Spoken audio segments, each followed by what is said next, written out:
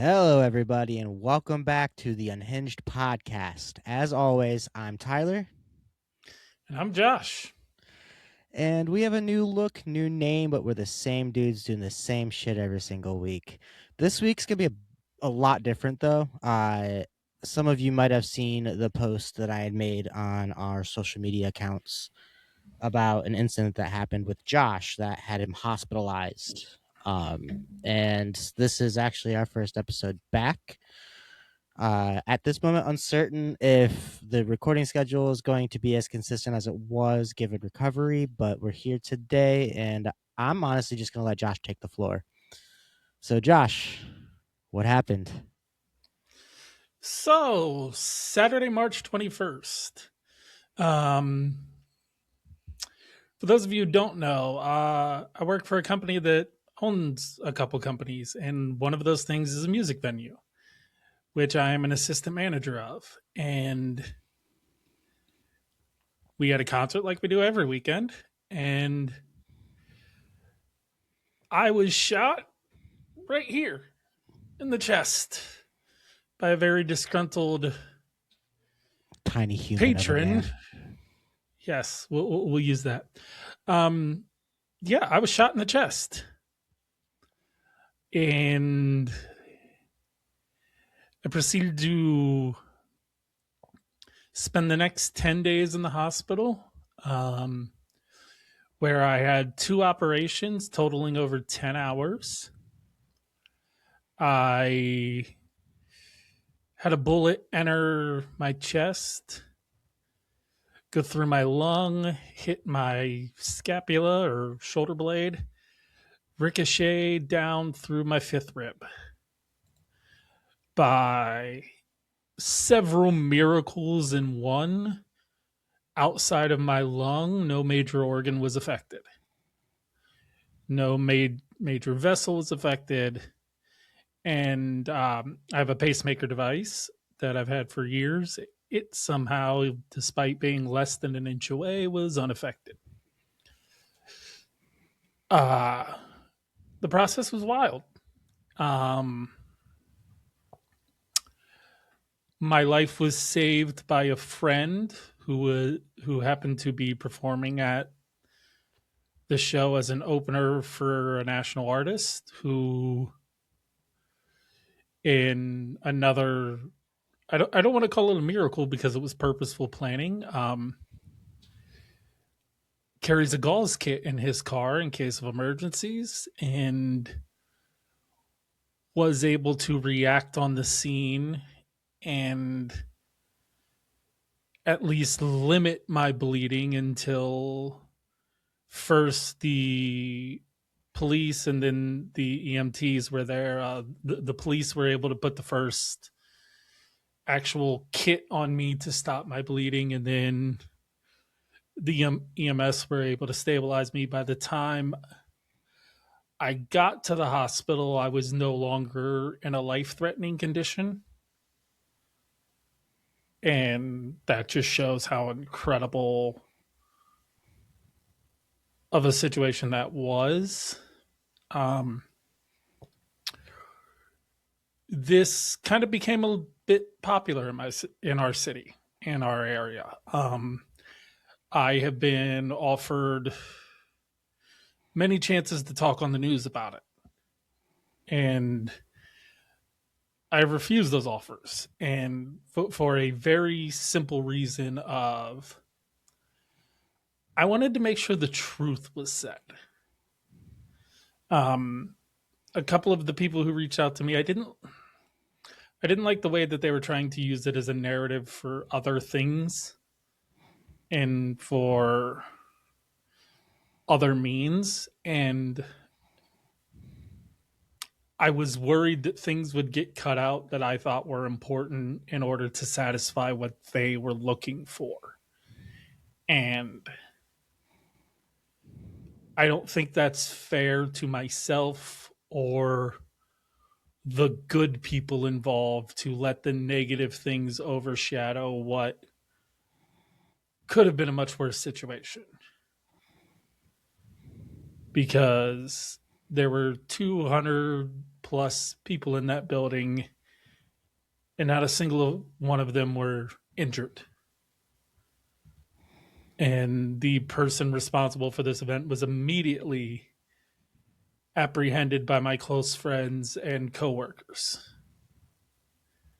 And I didn't want that to get lost in the shuffle because there were some amazing people who did very amazing things that night.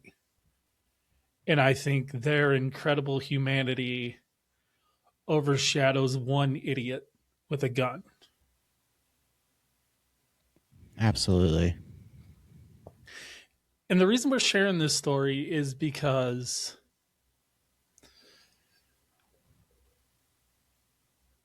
I don't think we often get to hear from victims of gun violence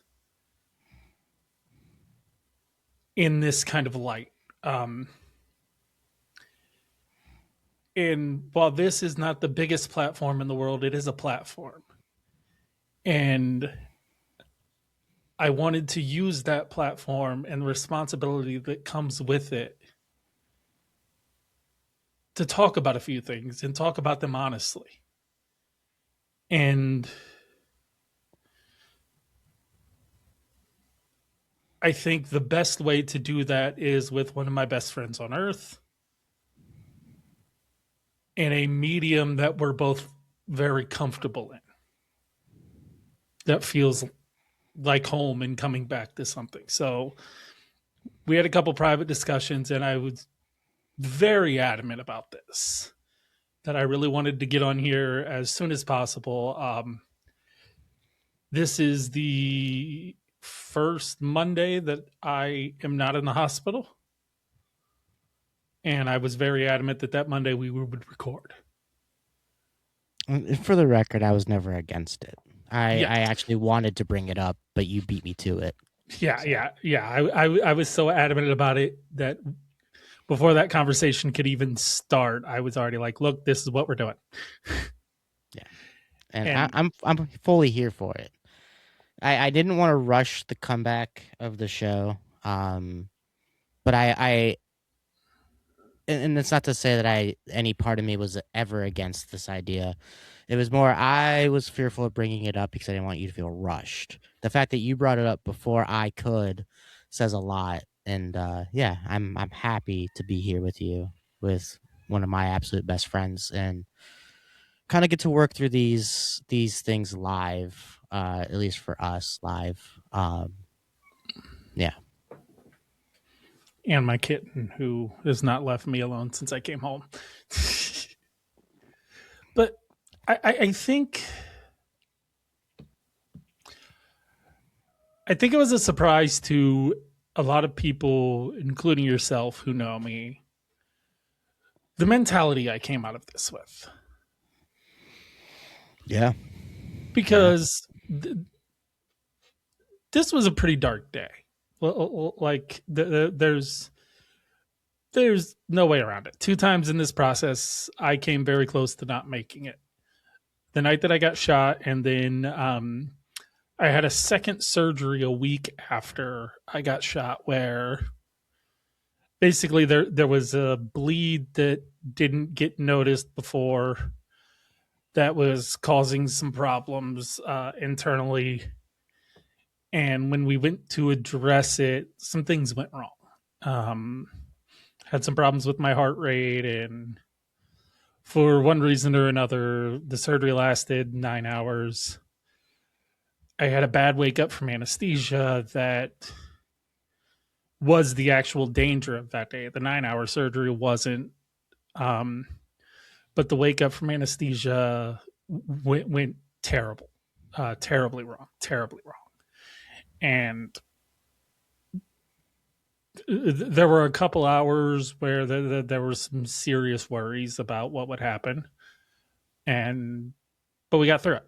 And I had such an incredible team of nurses and doctors. My overnight nurses, especially. Oh my God, the team that I had there were some of the greatest things, gifts somebody could have given me in my life. They were amazing. They fought for me when things didn't seem to be going right. Nobody could figure it. That they really worked their asses off to help and figure out what was going on with me, because there were just a lot of complications, and I don't have the cleanest health history to begin with, and it got really complicated in there. Like a lot of things didn't go the way they should, and it was a lot. Yeah. From the outside, it was it was a lot in a vastly different way. Um, I wasn't able to be there 24/7. Uh, not that not that you would have wanted to be there 24/7 anyway, but uh, I was able to come visit you 3 times. The next day after you got shot, like literally the next morning, I was there. Sunday. I think I came up Monday, and then I came up Wednesday, right before my other podcast and before I was leaving for my trip. Uh, but it was very overwhelming on the outside for me because of the limited information I was able to get. And that's not anybody's fault. Your sister is a godsend. Uh, love her to death. One of the best people to have on your side. I fully believe that. Um, she was, kind of communicating to everybody that wanted information. Um, and it was hard because I'm an anxious human. I have anxiety issues and I have depression issues, and I tend to overthink things, and my brain likes to jump to assumptions even if I don't have all the information. And so kind of not having information was dangerous for me because I had to fight my brain extra hard to not create assumptions that weren't true, or, fantasies that were nightmares. I guess they were more nightmares than fantasies, uh, that, weren't possible. But to see all of the things that you had to go through and how you've come out on the other side, I've seen you, what, twice now, since you've been home from the hospital. Um, it's crazy in a good way, and it makes me very grateful that you kind of came out of this with the mindset that you have now. And I actually kind of want to touch more on that mindset because I think a lot of people don't understand what it's like to go from where you were before being shot to where you are now after being shot, and the whole mental space, mental health side of things. Yeah, and that's a valid point. So, um, I suffer from a condition called borderline personality disorder. Um, Something that I picked up from an extremely, extremely, extremely rough childhood. Um, Mental stuff has always been difficult for me. Existing is something that I really have to work at. Positive thought is something that I have to really try hard at. Control of emotions is something that led to my unhinged nature that half of this podcast is named after. But th- all of that comes with a lot of depression.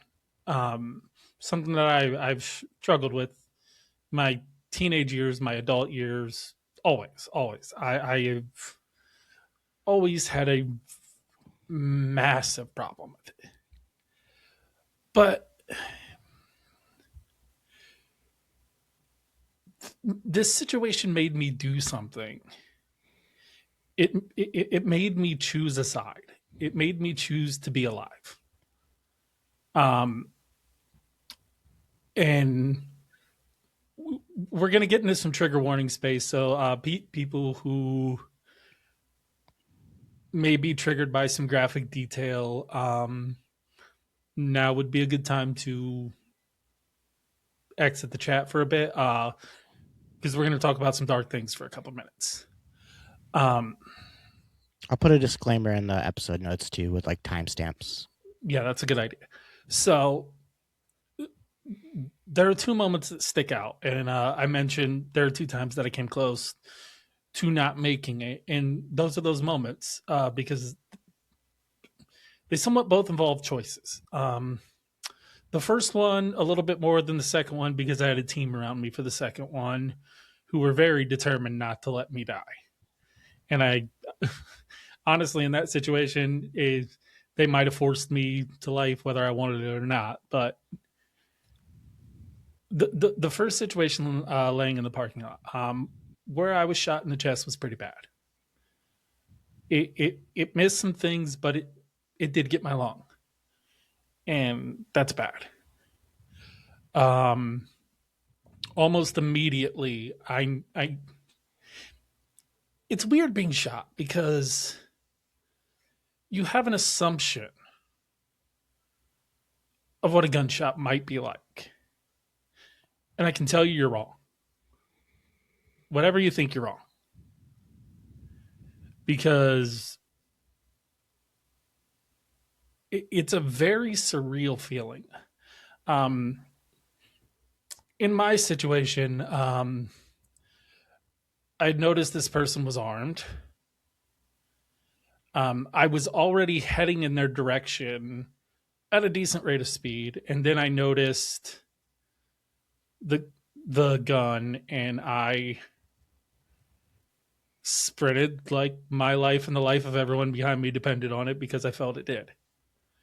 And hopes of getting to this person before they could fire their weapon. I was not quick enough. Bullets travel faster than people. Um, but I had put myself in the way, and that was my goal. Uh, it stopped me immediately in my tracks from a full sprint. And for those who don't know, I'm a pretty giant man. I am 6'3", 260 pounds. And me sprinting at full speed is not an easy thing to stop full force. It stopped me directly in my tracks and I fell. But I didn't feel anything. I don't want to say I didn't feel anything. I didn't feel pain. I felt what felt like something make almost like a backwards check mark in my chest, which we later found out was the bullet redirecting off my shoulder blade, taking a bit of it with it. And then I just kind of laid there, and I heard things going on around me. I heard the person who fired the shot being apprehended by other people around me. Uh, I heard a coworker on the phone with 911. They occasionally asked me some questions. The first friend I saw who worked at the venue asked me if I was okay, and I told him no, I'm dead. That was my exact response. No, I'm dead. I could, at that point, and to give context, when he asked me that, I would guess I had been on the ground 10 to 15 seconds. I could already feel blood in my lungs when I was breathing. I could feel the gargle, and I knew I knew that was bad. I knew that was trouble. I knew the rattle was trouble. Um, Within another 15 seconds, I and some of this is just kind of estimating I have not seen all of the video on what happened. I've seen some, but not all. So I am guesstimating off of my recollection. So seconds could be a little off, but what I would guess is about 15 to 20 seconds after that. So we're talking 30 to, let's say 30 to 45 seconds in, the friend with the gauze was there. And he was, found the wound, at least the entrance. He didn't get a chance to really check for the exit wound. And my body was kind of in a weird, contorted position based on how I fell. And I think he was just kind of worried about moving me at that point because I was half on my side, half. It was just bodies don't use normal physics when they fall in those situations. So I was just kind of turned funny. And there was a moment, and basically, my buddy Jimmy, I purposely asked for permission to use his name when I talked about it. So that's why there's only a couple actual names I will use. That is one of them, uh, because I asked beforehand for permission to use his name because I want to honor him for Absolutely. what he did for my life. Um, but I would love to get to shake his hand. I know I was in the hospital room while he was there. Uh, didn't feel like the right time to ask names and make introductions and stuff like that. yes, So I was in the same room, but I never got to just shake his hand and say thank you. yeah, and we will facilitate that at some point, and possibly more, but that's another day. And his goal was to, apply the gauze, which he did immediately, and then keep me awake. And that was the hard part. I was going quickly, uh, very quickly. I could feel it. It was bad. The blood had really filled up pretty quick. Breathing wasn't easy, and at that point I was trying to control my breathing, but the fact that I just sprinted there didn't kind of help with that. And obviously, being shot, that's probably not going to help you keep your breathing low. But I was at least trying to control the breathing, knowing that like the harder I breathe, the quicker that blood is going to fill up. And you and I have talked about this privately, and I've talked about it privately with a couple other people. But there was a moment, and we could start to hear the sirens, so we knew someone was there. They were getting there. They were very close, and it was a lot of sirens. So we knew, all right, there's a cavalry coming. And I remember Jimmy telling me, hey, you hear? They're coming for you. They're coming for you, buddy. They're coming for you. Just stay awake. They're coming for you. You hear? And I kind of had to make a choice in that point, and it was I could close my eyes in an existence that hasn't always been the most pleasant thing to experience would be gone in a way that I never felt pain. Because at that point, I still hadn't felt pain. I was still in shock. The pain hadn't come yet. I knew it was coming, but I was still in that moment where I hadn't felt pain yet. So it's like I could go out painless and quietly. And these are conscious thoughts I'm having at the moment where it's like I can close my eyes and it's over and I can rest. Or I can keep my eyes open and I'm about to go through hell.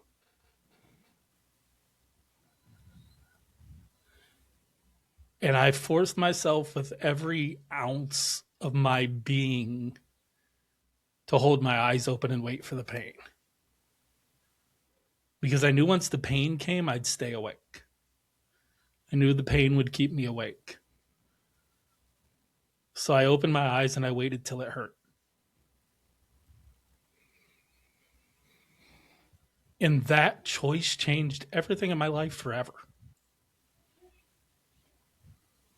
because I chose to live. I chose to fight knowing this was going to be rough. Like, no one gets shot and is just cool the next day. It ended up being even more rough than I could have expected. But I knew this was going to be difficult, and I chose difficult. I chose the fight over giving up. And there is something that fundamentally changed me as a human being because of that.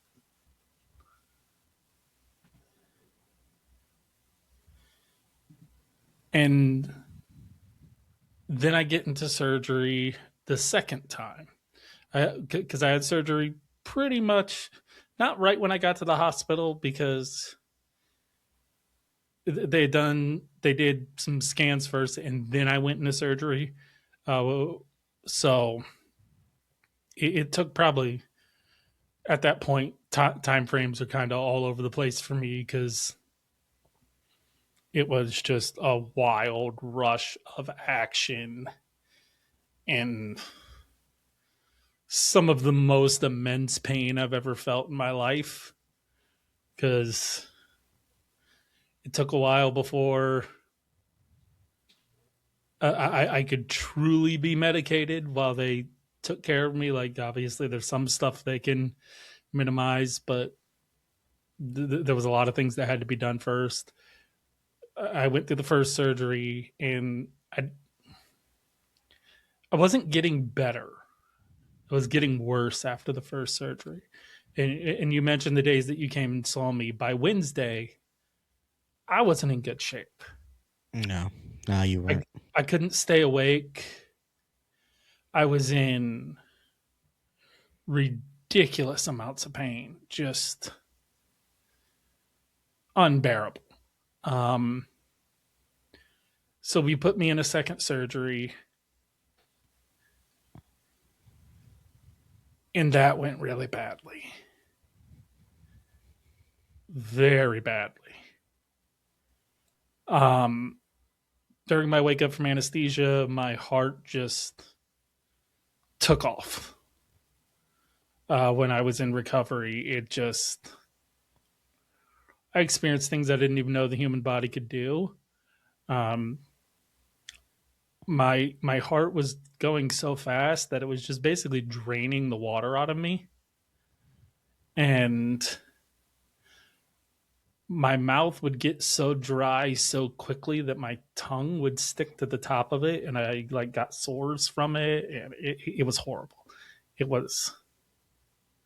I have an obsession with drinking water now from it, but my temperature spiked really high to 101. They had to pack me with like ice packs and fans, and it was wild.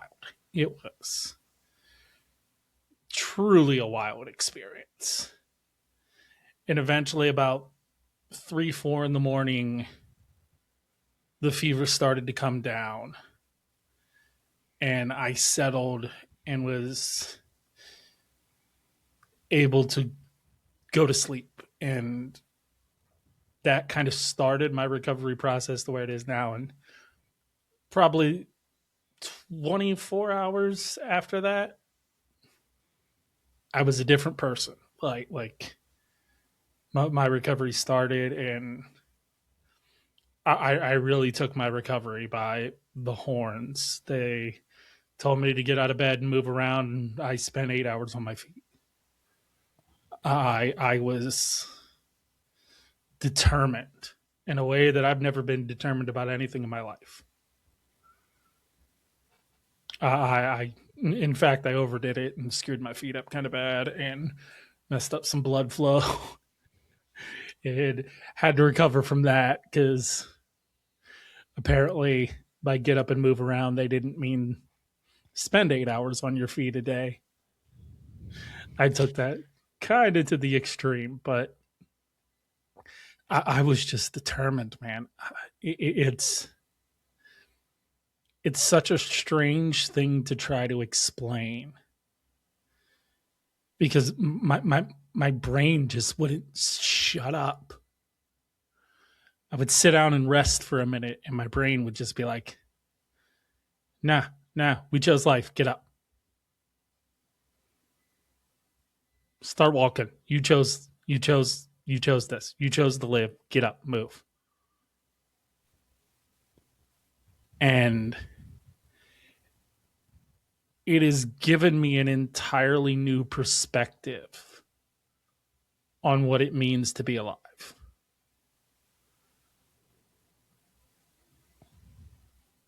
I would agree with that.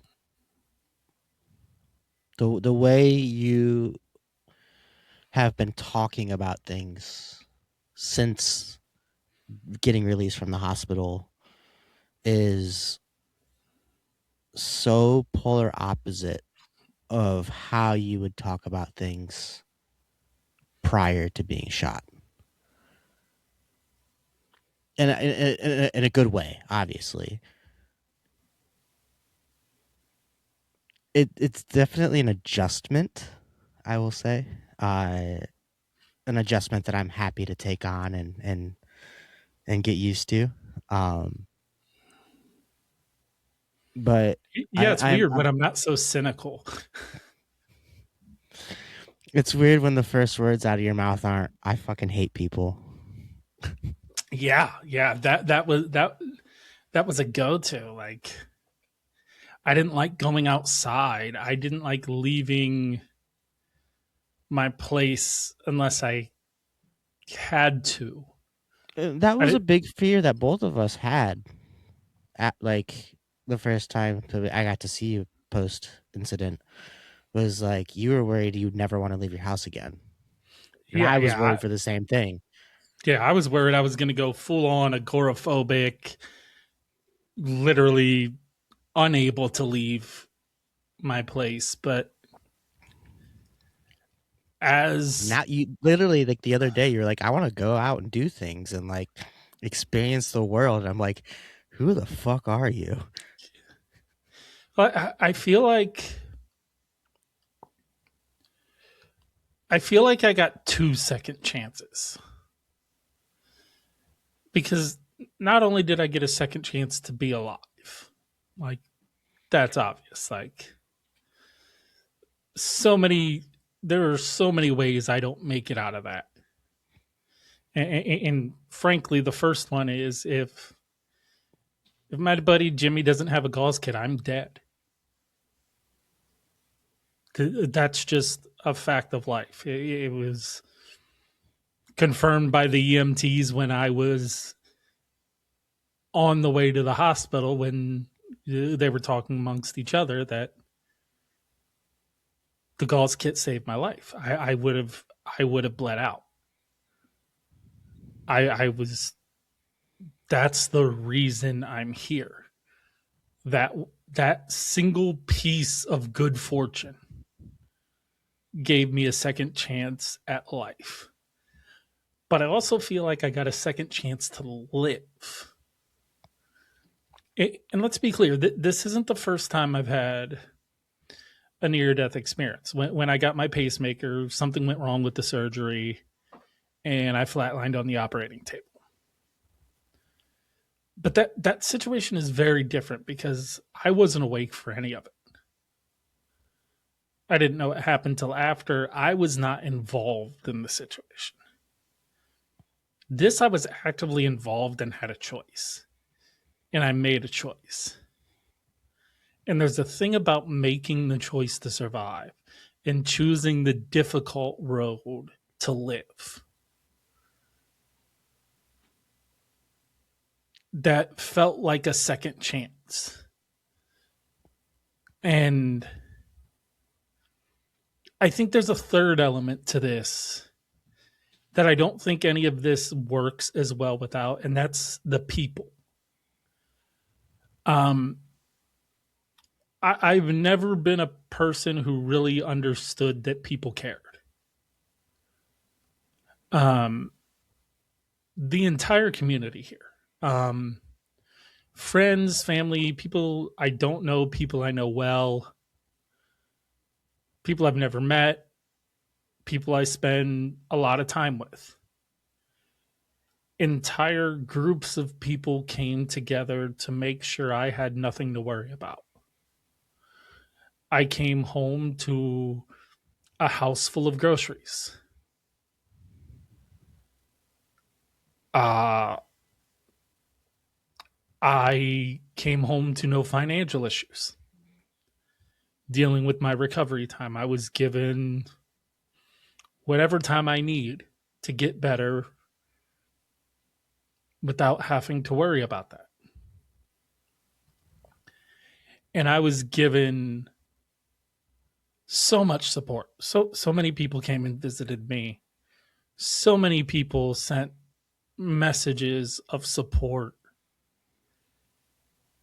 And I learned a form of gratitude I've never understood before. That's the word that I keep using that is the centerpiece of all this. There's not many times you're going to hear somebody get shot and talk about gratitude. Yeah. But I have firsthand evidence of over 100 people between friends in my medical team and family and even some perfect strangers who came together to make sure that I was still here. And not just that I was still here, that I was still mentally here. The amount of times I got people asking me, okay, physically you're doing, but how are you doing mentally? That phrase, I got that so much. And I mean that in the best way. So many people were concerned. Hey, how are you mentally? Are you good? Are you okay? Are you going to be able to handle this? Do you need help? Like, what do you need? And the immense amount of gratitude that I feel from all of that. You mentioned my sister, who I joke was my personal PR team the entire time I was in there. She kept everybody updated. People she didn't know, a whole bunch of friends and people she had no idea who they were, other than that they were friends of mine. She would coordinate visits. I didn't even know what wing in the hospital I was in to tell people where to come visit me. I didn't know where I was. I I had an amazing view and an awesome window, but I couldn't tell you how the fuck to get there. I And could. It was quite simple. but I couldn't navigate any of that. My sister handled it all for me. And what's crazy is she did it while working an administration job in that same hospital. She had to deal with the fact that I was undergoing care at the same building she worked at, which On top I of can't even having a husband imagine. and kids and everything else. Yeah, and it's it was a wild situation and a lot of wild circumstances, but so many people came together for me just because I'm me and I did what I think any leader should do, which is if if you were a leader of people, whether that's some kind of manager, supervisor, whatever, if your people are in danger, you protect your people. That's simple, and I think that's the role. And I don't necessarily suggest running head on into a gunman. Maybe not my best life decision, but in But that moment, it could be. It really could be though. but in that moment, all I thought about was I have 5 or 6 people standing 100 feet back of me and another 200 plus inside the building. And if nobody stops this guy, what happens? And it's a very short time that I had to think about what was going on because the entire incident happened in 20 seconds. So there wasn't a lot of time to think. It was very just instinctual and reactionary. But I saw a gun and I just thought about the people standing behind me. And at that point, how do I want to word this? Because I don't want to make it seem too dramatic, but it's kind of the truth. At that point, Just you speak the accept truth. he's going to shoot at somebody. Like, th- th- th- there's half a second where my brain realizes he's going to shoot someone.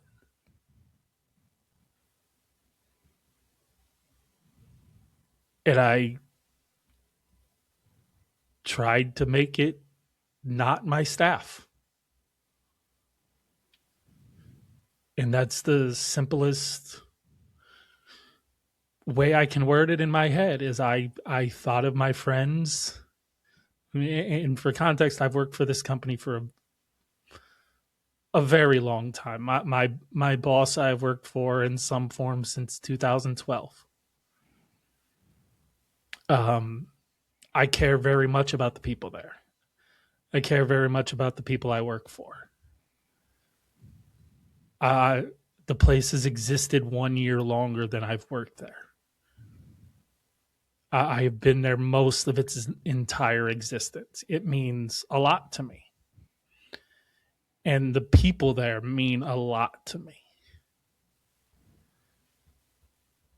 I've known most of those people for years.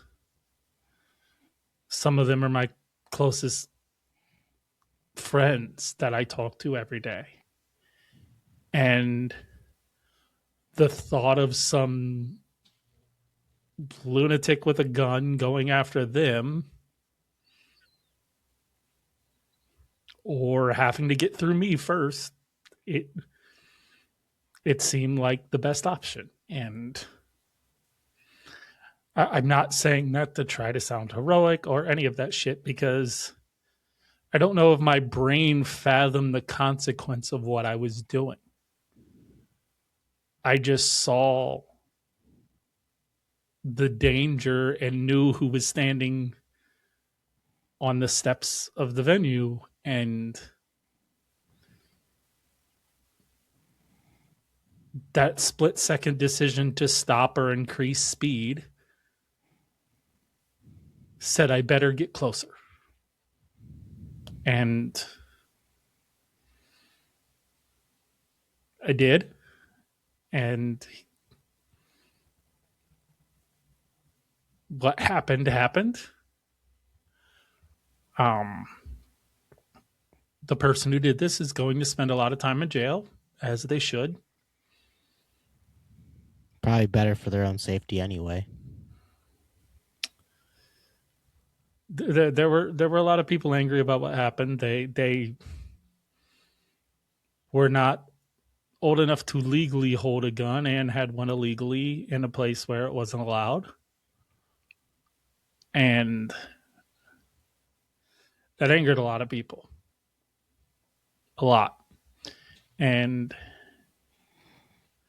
I'm surprised I don't feel more anger from it. I mean, don't get me wrong. I look forward to the sentencing. Chances are I will be there in person. And That's a moment I'm looking forward to. And I will be there right alongside of you because I am also looking forward to it. I I want to be able to stare this person in the eyes and let them know I'm still as unafraid of them as I was when I charged at them in the first place. That having a gun and shooting someone without one doesn't make you a man, it makes you a coward. And I want to make sure that that is understood by the brevity in which I choose to carry myself in the future. And I think that that's a big thing in this is I refuse to accept being a victim. Fuck that. Yeah. I'm I'm strong on that. Somebody shot me, and I guess in that way I am a victim of a violent crime. But I will not be a victim. I will let this be a pedestal that boosts me as a human being rather than one that I let drag me down a hole. Because the way I do the math in this situation, one terrible person did an incredibly shitty action, but I watched an entire community of people show me what the best of humanity has to offer. And that's the lesson I won't forget. I knew people could be shitty. It's easy to find when you look around in the world. There's people who are shitty. But what I needed and what I've lacked in life is seeing how beautiful humans can be when given the opportunity. And this gave people the opportunity to show how amazing they are. And they showed it to me. And those are lessons I will absolutely never forget.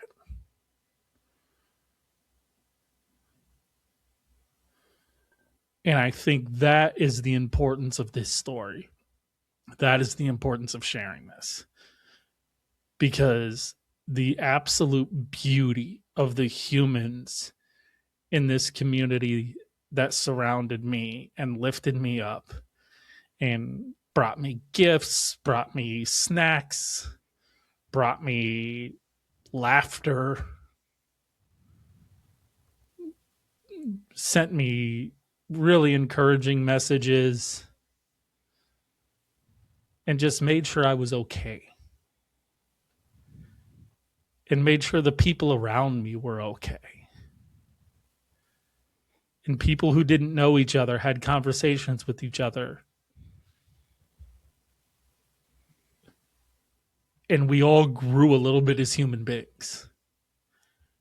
And I think there is something so incredibly wonderful in that. That I think that is what has to be highlighted. That is what had to be talked about. Because there is so much to be grateful for. And it's really, really easy to miss when the world sucks. And I had been missing it for a long time. And I wish it didn't take something so devastating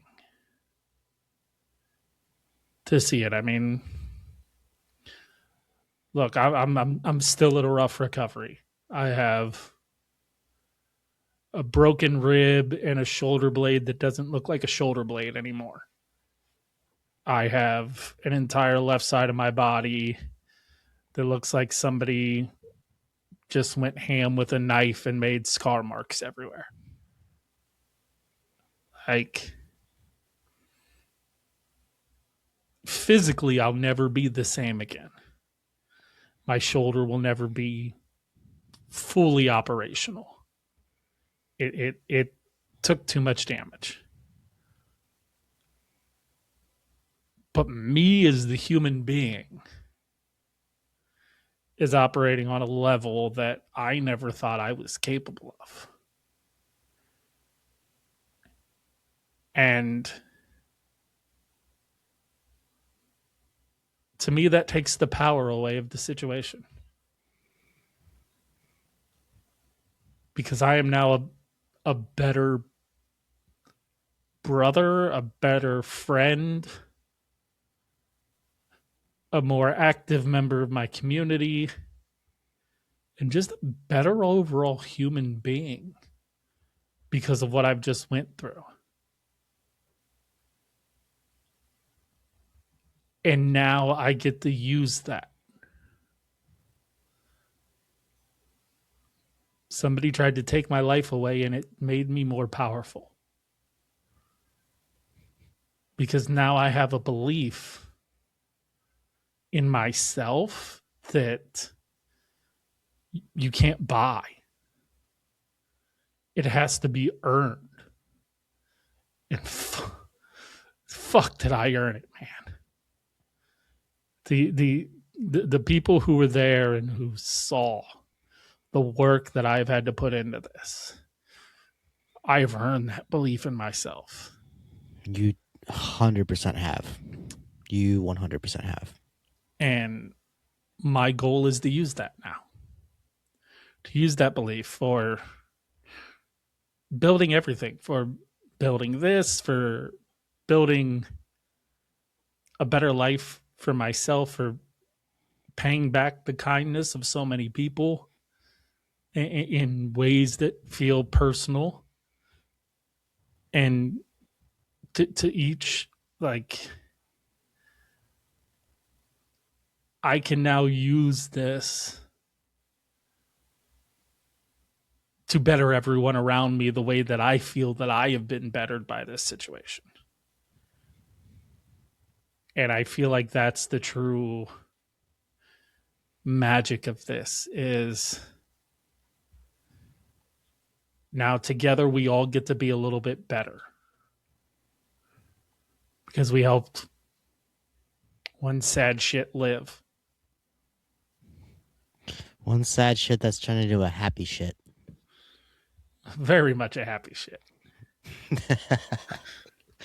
Still a bit of an unhinged happy shit, but a lot more happy these days. I wake up in a good mood looking forward to the day. And I haven't done that in a really long time. I'm so grateful to hear that. Before I bring up one other thing, I do want to give flowers to Jimmy, the team at the Vortex, your nursing staff, your surgeon staff, doctor staff, your sister. So many people that I don't even know the names of, or people that I do know the names of that I don't want to just like shout their names out without prior consent. Um, the fact that so many of them are willing to jump in and be there, change things, make things work, and even Jimmy having that gauze kit on hand, ready to go, made the fact that you and I are still able to sit here today. And fuck, we spent like what 8 hours together last Thursday. Yeah. Like I came over and I was like, I was gonna spend a few hours over there. I mean, I was spending 8 hours together. It was such a fantastic day. I mean, that's the longest time we've gotten to hang out in person in years. And like, if it wasn't for Jimmy having that gauze kit, that would have never ever happened again. And I'm so unbelievably grateful for all the people around you, excluding myself because I'm just being me and I'm showing up however I can. But there's so many incredible people to thank. And even though I'm not mentioning you by name, thank you. I really am grateful and appreciative of what you guys have done and what you guys have helped with and showing up and did. Yeah, and we'll get into details on the future of all this next week because I think what happened led to a little bit of that. But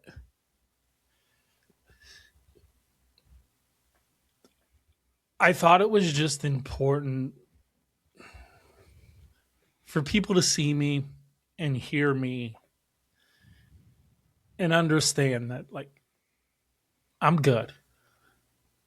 And more than good, once the physical side of this heals, I'll be better than I've ever been. I'm really grateful that we've built this platform over it's been over a year now. Where this will be episode 46, where you can talk about everything that happened and you don't have to fear things being cut out because of certain corporate overlords, or the story doesn't match up the way they want it to, or they want to put this spin on it. Like, no. And we had this conversation on Thursday, where you didn't take any news appearances, any media appearances, anything like that, purely because you didn't want the story to be misconstrued. And it already was prior to. The biggest thing that really pissed me off about the media in this regard was that it was non-life threatening non-life threatening injuries. And that's not true. That is the farthest from the truth. And that pissed me off. And then so I'm grateful that we have well before we ever imagined this whole thing happening and you being shot, that we have worked our asses off to create this platform. And now we have this platform for you to actually tell your story in the way that it deserves to be told. Yeah, and when we talked about it, that was my exact thing. Is the people I had conversations with, I didn't trust their intentions based on questions they were asking me when we were just trying to decide if it was going to happen. And it quickly became apparent to me that everyone had a version of this story they wanted to exist versus the version that was real. And I didn't want to take that chance. I did in truth, I didn't want the chance of them with a lack of understanding smearing someone who was involved in the good part because they were ignorant to the facts. And or the fact that they would just ignore the good part because to me that is the most important part of this is the human beings who are involved that weren't that asshole because they're the important ones. Fuck that dude. Nobody cares about that dude. He's a piece of shit. He'll be behind bars exactly where he deserves to be. He doesn't deserve his name to be known. He doesn't deserve a single second of press. And I was not going to allow that to be given to him with my face beside it. Absolutely. And because the people who deserve that needed that acknowledgement with me. And that's unbeknownst the to only way I was willing to do it. Yeah. But I think I know it's been an hour. You got to get up and stand. You got to walk around. You got to Yeah, move. yeah, It's not yeah. it's not comfortable sitting in that chair. No, no, Um. not at all. Broken So ribs suck. Do not recommend. no. They are not the most comfortable thing on earth. Well, that's where we'll wrap it for today. I'm going to say this. I know Josh agrees. We thank you for listening to this episode. It's very much not normal, but also there's a new normal coming. So be ready for that. Um, and yeah, thanks for tuning in. As always, I've been Tyler. And I, thankfully, am still Josh. I'm so thankful for that. I love you, buddy. Thank you guys for listening. Thank you guys for tuning in. And we'll see you next week.